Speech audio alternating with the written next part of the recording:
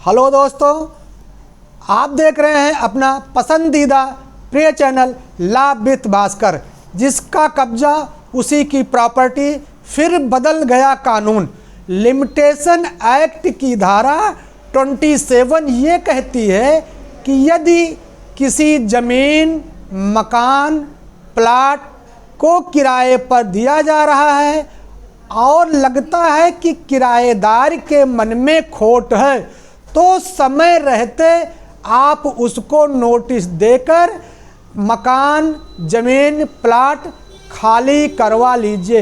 अन्यथा की स्थिति में जो कब्जेदार होगा वही ज़मीन, मकान का मालिक बन जाएगा। इसकी समय सीमा क्या है, इसी क्रम में जानने का प्रयास करते हैं। लिमिटेशन एक्ट की धारा ये कहती है कि यदि आपको यह पता चल गया है कि किराएदार के मन में खोट है, चालबाजी है, तो 1 वर्ष के अंदर उसको नोटिस देकर अपना ज़मीन, मकान, प्लाट खाली करवा लीजिए। कहाँ पर देंगे शिकायत प्रार्थना पत्र? एक 441 445 के अंतर्गत संबंधित थाने पर आप शिकायत प्रार्थना पत्र देकर अपना मकान, ज़मीन, प्लाट खाली करवा सकते हैं। यदि 3 साल के अंदर का मामला है तो आप थाने पर 406 के तहत प्रार्थना पत्र देते हुए अपना मकान, ज़मीन, प्लाट खाली करवा सकते हैं। एसडीएम कोर्ट के समक्ष सीआरपीसी की धारा 145 के तहत प्रार्थना पत्र देते हुए आप किराएदार से अपना ज़मीन, मकान, प्लाट खाली करवा लीजिए। एग्रीमेंट करते समय आप 11 माह का ही एग्रीमेंट करें। 200 रुपये से लेकर 2000 रुपये तक के स्टाम्प पर ही एग्रीमेंट करें।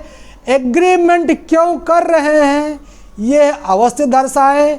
एग्रीमेंट में बिल किसको देना ये अवश्य दर्शाएं। किराया नामा कितना लेना है ये अवश्य दर्शाएं।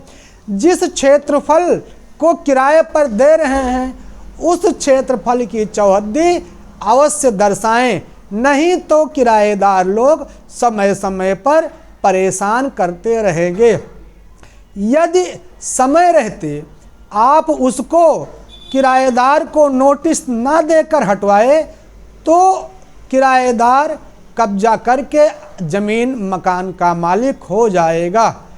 यदि 406 के तहत भी किराएदार नहीं मानता है तो सिविल कोर्ट में जाकर सेक्शन 6 स्पेसिफिक रिलीफ एक्ट के तहत आप विवाद का मुकदमा दायर कर सकते हैं और इसके बाद आप अपना मकान खाली करवा लीजिए।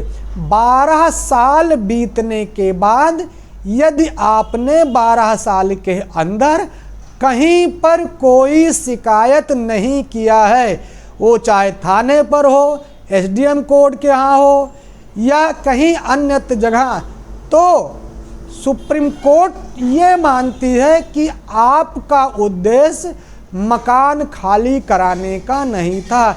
आपको उस मकान, ज़मीन, प्लाट से कोई मतलब नहीं रहा। अर्थात जिसका कब्जा 12 साल तक रहेगा वही ज़मीन मालिक, मकान मालिक, वही प्लाट मालिक, उसका भूस्वामी, मकान स्वामी हो जाएगा। इसलिए आप लिमिटेशन एक्ट की धारा 27 का प्रयोग करते हुए शिकायत प्रार्थना पत्र के माध्यम से आप अवश्य ही शिकायत प्रार्थना पत्र दर्ज करवाइए। अन्यथा 12 साल बीतने के बाद ये तय मानिएगा कि जिसका कब्जा रहेगा वही मकान मालिक, प्लाट मालिक हो जाएगा। आप लिमिटेशन एक्ट की धारा के अंतर्गत एसडीएम थाने पर जाकर अगर आपको लगता है कि आपका किराएदार चालाक है, मेरे कहने पर नहीं है, तो शिकायत प्रार्थना पत्र देते हुए आप अपना मकान प्लाट ज़रूर खाली करवा लीजिए, अन्यथा 12 साल बीतने के बाद आपको परेशानियों का सामना करना पड़ सकता है और किराएदार मकान मालिक, ज़मीन मालिक, प्लाट मालिक हो सकता है। मित्र, आज के लिए बस इतना ही। मिलते हैं इसी तरीके से अगले वीडियो में। तब तक के लिए प्रणाम, धन्यवाद।